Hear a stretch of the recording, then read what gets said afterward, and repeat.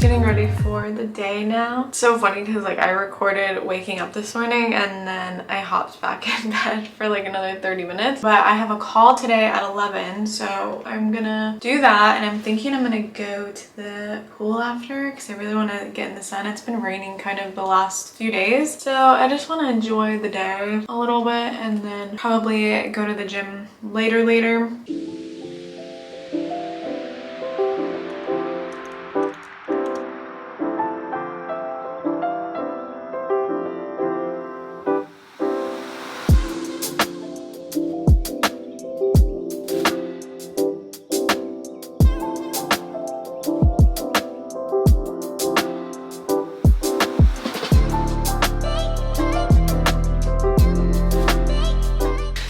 About to head to the pool. I'm honestly debating if I should eat something before, or I might just come up when I get hungry. Let me see if we have any snacks.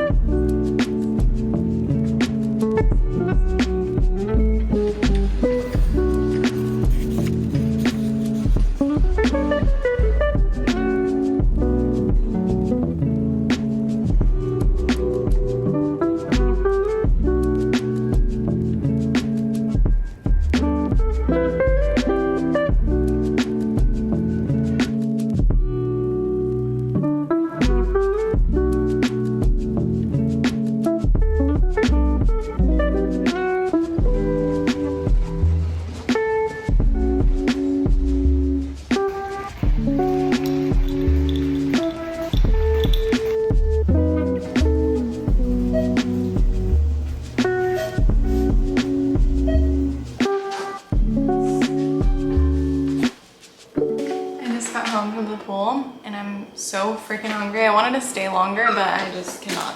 Like, I have to eat something. I got pretty tan. I was only out there for a little while and it was really hot. I probably jumped in the pool like 10 times because it was so hot. Yeah, I'm trying to think of what I'm gonna make. We honestly need to go grocery shopping. We don't have a whole lot, but I think I'll probably make some tuna because it's just like the quickest, the easiest, and like it's just my go-to. I think I already shared this in the video, but this is my favorite tuna that I use. Really good company. Oops, it's upside down, but it's called Wild Planet. Me and my boyfriend had this conversation the other day, and I don't know if I'm just being crazy or if it's valid, but do you guys walk around your house barefoot or do you guys wear house shoes? Because I have always been a barefoot girl ever since I was little, and my whole family actually, like, we just walk around the house barefoot, and my boyfriend has always thought it was the weirdest thing because he grew up always wearing like sandals in the house or house shoes, and his family would always tell him that he would get sick if he walked around barefoot, like at least inside the house on like cold floors. But yeah, I don't know. I feel like it's a myth, but maybe I'm being crazy, but I've literally always walked around my house barefoot.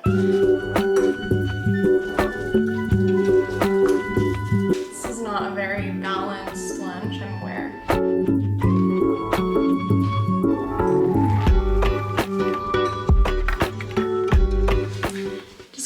shower. I desperately need to wash my hair, but I think me and my boyfriend are gonna go to the gym later since I did not have time this morning.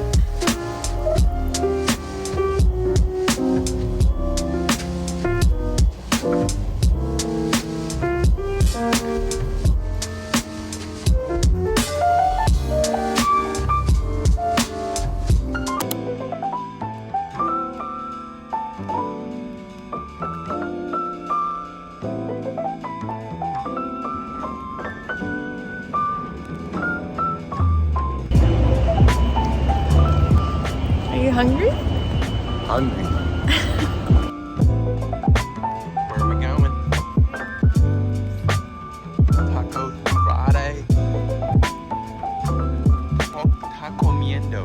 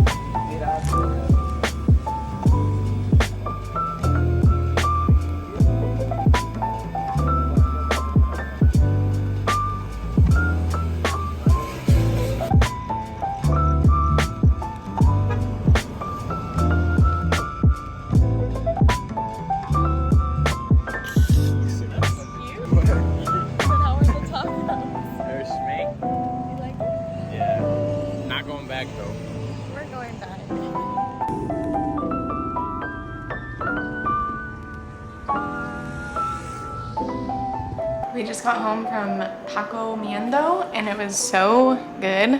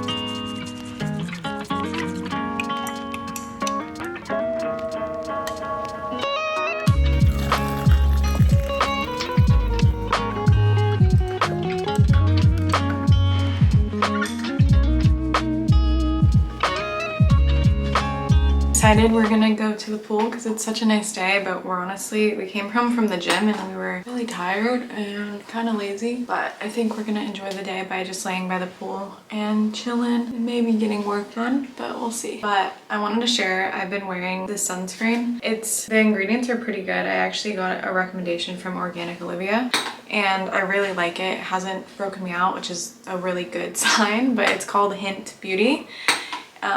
And I don't know, I feel like lately I've been trying to take care of my skin in a way where I like, you know, anti-aging and just doing the things, but in a more non-toxic way. So I'm a fan, but I've been putting it all over my face before the pool, on my neck, chest, and my hands, because I just watched a TikTok the other day and they were saying like how much you can tell somebody's age by looking at their hands. And I literally never put any type of sunscreen on my hands. So I'm like, okay, I'm gonna start doing that. And I don't know, I feel like my hands aren't the youngest looking. So I I'm gonna start prioritizing that. And then for the rest of my body, I should probably wear sunscreen everywhere, but I don't. But I have another sunscreen that I like, but it's like buried underneath my sink and I don't feel like getting it. But I also like to use this. It's another non-toxic tanning oil, but also I think it does have a little tiny bit of SPF. But I found that on Healthily I'm sure you guys probably follow her on Instagram, but she's into holistic health and she sells good non-toxic products to kind of like swap. Cannot forget the matcha.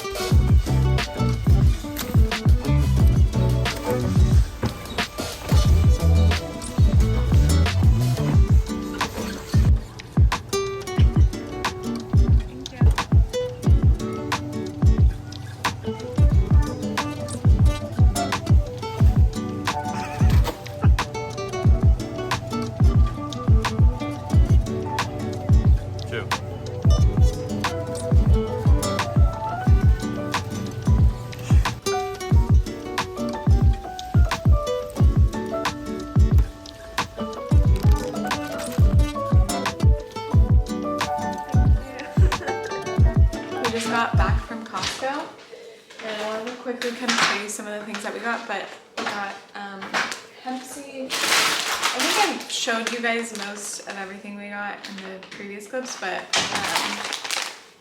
these are just kind of the basics. Well, it was a very eventful trip at Costco today. I'm not gonna talk about it, but it was eventful. And we got tuna. These are the tunas that we always eat. Mayonnaise, the usual one that we always get. Almond butter, yogurt, raspberries. We got some bananas, blueberries, and strawberries. These are my favorite crackers ever. They do have a little bit of sunflower oil, but they're really good. Egg, ground turkey, eggs. Got some egg whites too. I like to add these into my smoothies or just extra into egg. We also stopped by Walmart too, and they sell grass-fed meat at Walmart. They also have like a different like variety of grass-fed steaks. So if you're trying to save money and also eat grass-fed meats, Walmart is great. It's a great option for that. I don't know, I forget how much this was, but great option. That was basically everything we got. It wasn't like a full grocery haul. It kind of was, honestly. That's kind of like the basics of what we get. We usually get some other things at Trader Joe's, but we don't need them right now. But that's basically the basics of what we get at Costco and kind of Walmart. We don't go to Walmart that often.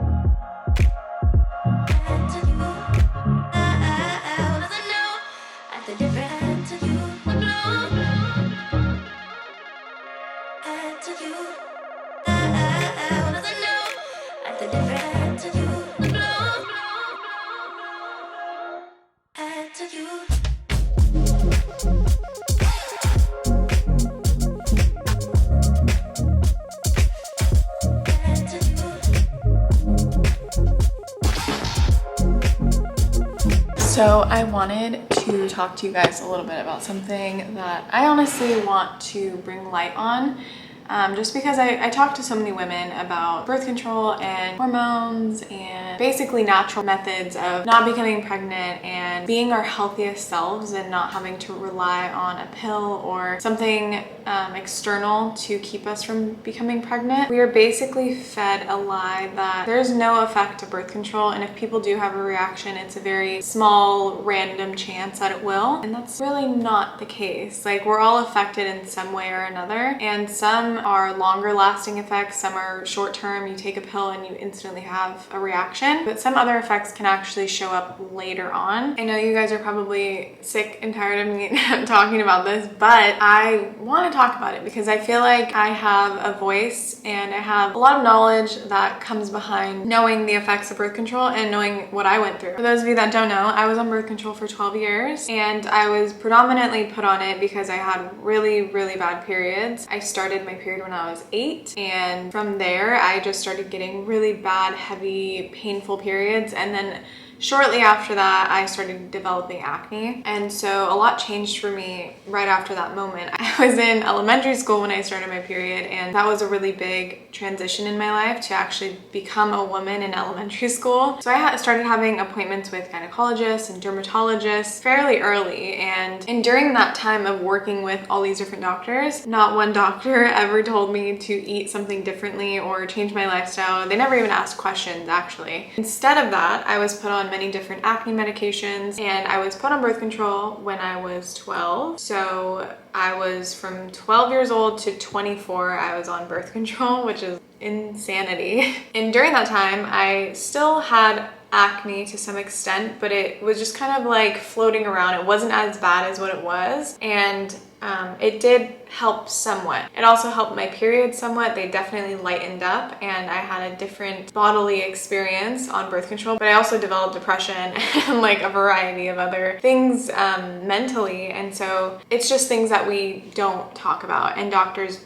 don't talk about. So as you guys probably already know, there are so many different risks that come into being on birth control and the effects that it can have long term. You know, it could affect your fertility, it can affect reproductive health, it can affect so many different things. It can affect our hormones long term, and that's a big deal. And another thing that I found really interesting in my studies of becoming a health coach was that while you're on birth control, you can actually choose the wrong partner. Now, I'm not saying everybody has this experience, but physiologically, we are attracted to a specific scent in our partner. I've actually seen studies around this, so there's actually proof to back this up, because I know everybody's like, show me that proof. There's actually proof to show this, and it shows that women that are on birth control, I don't know for how much length of time, but women that are on birth control actually are more attracted to more feminine men, which is really interesting. And I think I also read something about the scent and all of that aspect, but yeah, it's very interesting. And I've also learned that women that are on birth control and then get off birth control, they might not be attracted to their partner anymore, or they just might not have this connection with them anymore, which is very interesting. So birth control is doing something to our species. I don't want to get all conspiracy on you guys.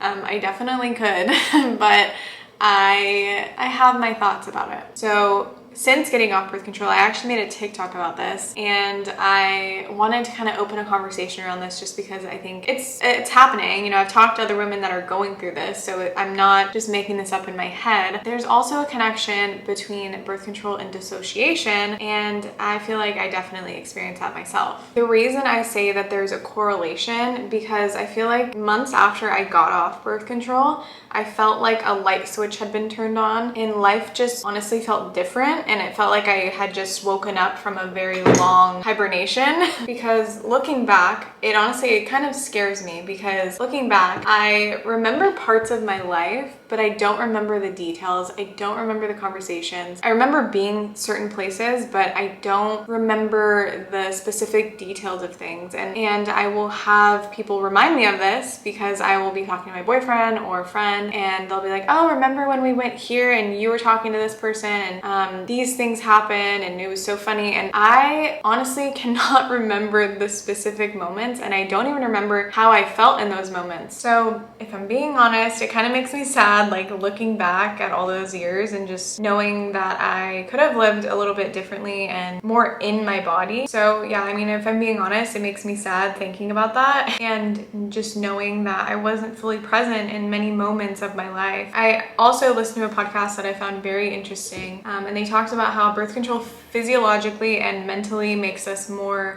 passive as women, more lenient in certain ways. Those were not the words that they used specifically, but that's basically the meaning that they were trying to say, was it kind of makes us just more accepting of certain aspects of our life, more of a pushover. But with all of that said, when I got off birth control, things really changed for me. I really felt like I met myself for the first time. The way I received things was very different. I definitely had a lot of nervous system work to do. I'm still working through it. But anyways, there's a lot to think about with birth control, and I feel like everybody's on their own timing with it, and you'll know specifically when the time is right for you to get off, and just how you're supposed to navigate your journey with it. Because I know for me, it took me so long to finally make that decision. It was a very scary decision.